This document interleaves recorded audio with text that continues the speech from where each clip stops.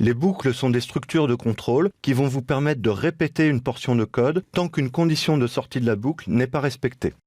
Donc la plus fréquente des boucles en PHP, c'est la boucle for, qui se définit avec 3 éléments.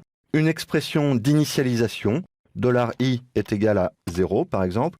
Alors $i, c'est une variable qui est très souvent utilisée pour ce genre de choses. Que ce soit $i ou $j, ce sont des variables qui en général sont utilisées comme des compteurs. Donc $i est égal à 0. Ensuite, une condition de sortie de boucle, par exemple $i inférieur ou égal à 10. Et une expression d'incrémentation, $i plus plus. Et ensuite, entre accolades, la portion de code à exécuter à chaque itération de la boucle. Donc ici, on va mettre par exemple echo $i point $retour.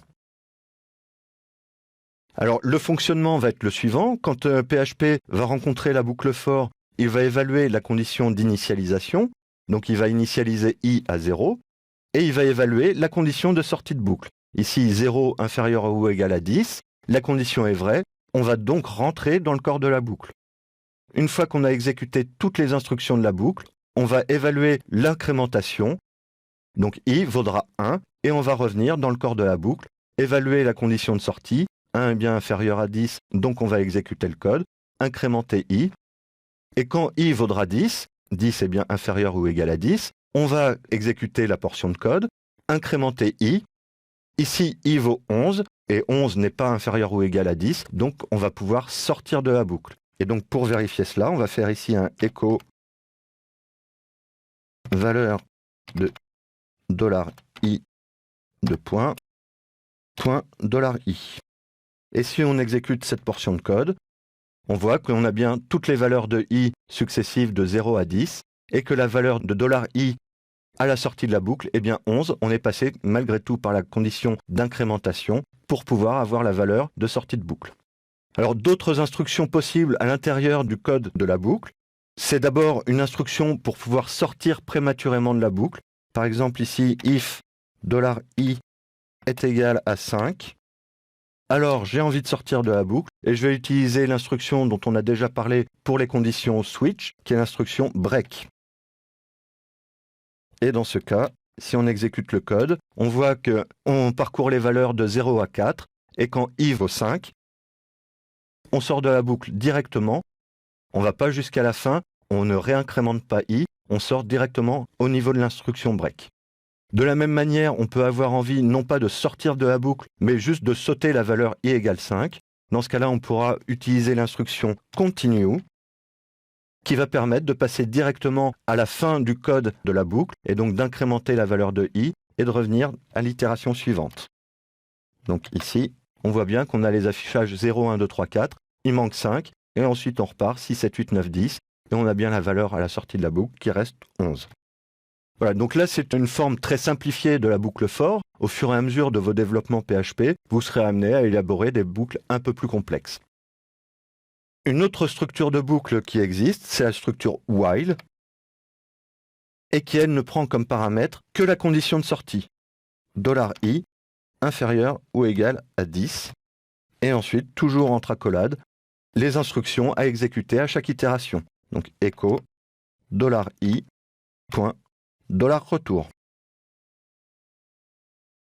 Attention, si j'exécute le code tel qu'il est actuellement, j'aurai le droit à 2 erreurs.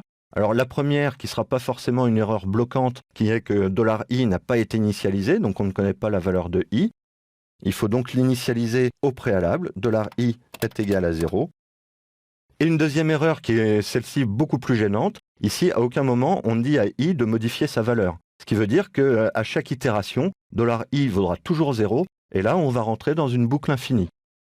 Donc il faut bien penser à incrémenter $i, donc $i plus plus, pour pouvoir éviter de rentrer dans une boucle infinie. Alors faites attention, c'est un grand classique de la programmation dans n'importe quel langage, c'est d'oublier soit d'initialiser le compteur, soit de l'incrémenter, et oublier de l'incrémenter, c'est un peu plus gênant puisque ça vous fait rentrer dans une boucle infinie. Et donc ici, si on affiche le résultat, on a bien 0, 1, 2, 3, 4, 5, 6, 7, 8, 9, 10, qui est bien le résultat souhaité. De la même manière, on pourrait inclure dans le code de la boucle une instruction break ou une instruction continue pour sauter une valeur ou pour sortir de la boucle. Une autre boucle qui existe, qui est un peu similaire, mais à une nuance près, c'est la boucle do echo $i point $retour. Et à la fin, while $i inférieur ou égal à 10. Ne pas oublier d'incrémenter i. Donc là, si j'affiche le code, ça me marque bien 0, 1, 2, 3, 4, 5, 6, 7, 8, 9, 10. Avec donc une petite différence, c'est que ici, si i vaut 11 et que j'affiche le code, j'aurai malgré tout l'affichage de 11, bien que 11 ne soit pas dans les conditions d'affichage de i, mais le do va vous permettre d'exécuter la portion de code au moins une fois avant de passer à la condition de sortie de la boucle. Enfin, une dernière boucle un petit peu particulière qui concerne les tableaux, c'est la boucle for each qui va permettre d'itérer sur toutes les valeurs du tableau. Donc là, par exemple, je vais mettre $i est égal à array. Donc 1, 2, 3, 4, 5, 6, je vais m'arrêter à 6. Et donc on va déclarer la boucle for each, donc pour tous. Alors d'abord, on déclare le tableau, $i, et ensuite on définit le nom qu'aura la valeur de chaque élément du tableau dans le corps de la boucle, as $valeur.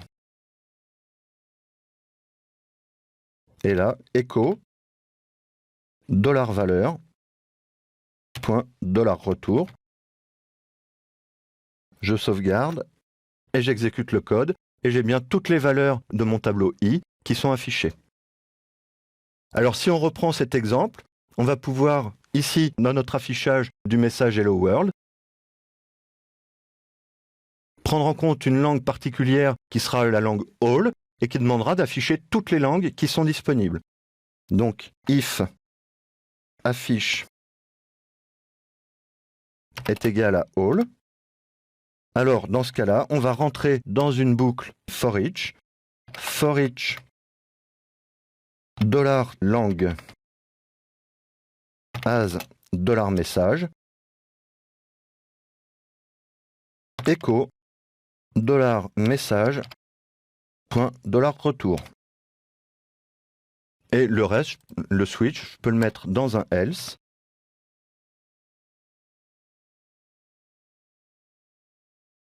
Alors, je vais incrémenter ici pour que le code soit plus lisible. Alors, j'ai oublié de spécifier la langue. Si je mets all, j'ai bien tous les affichages qui s'affichent. Alors ici, je suis content puisque ça me rend bien ce que j'avais demandé, mais j'aimerais que ça puisse me dire aussi de quelle langue il s'agit. Donc pour ça, il y a une autre syntaxe qui existe, ou une syntaxe plus complète, on va dire, qui est $lang. Alors je ne vais pas reprendre langue GUE puisqu'on l'a déjà. $lang, $message. Et dans cette notation, ici, $lang correspond à l'indice de chaque valeur du tableau et $message à sa valeur. Et donc là, je peux mettre echo $lang point un espace, deux points, un espace, point. Et là, si je sauvegarde, j'ai, voilà, EN, Hello World, FR, bonjour le monde, ES, Hola Mundo, DE, Hallo Welt.